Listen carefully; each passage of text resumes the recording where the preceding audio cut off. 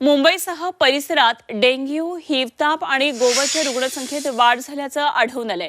वातावरण बदल आणि प्रदूषण तसंच सुरू असलेली बांधकामं यामुळे साथीच्या आजारांचा मुंबईला विळखा पडल्याचं पाहायला मिळतंय।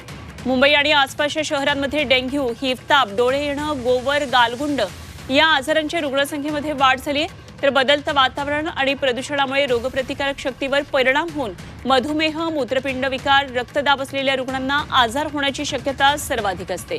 गेल्या वर्षभरामध्ये डेंग्यूच्या रुग्णांची संख्या ही अधिक होती। ऑगस्ट ते ऑक्टोबर पावसाळ्याच्या काळामध्ये सर्वाधिक डेंग्यूचे रुग्ण होते।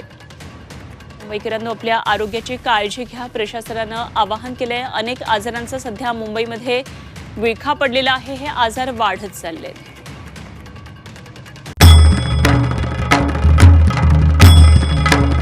भंडाऱ्याची उधळण म्हणजे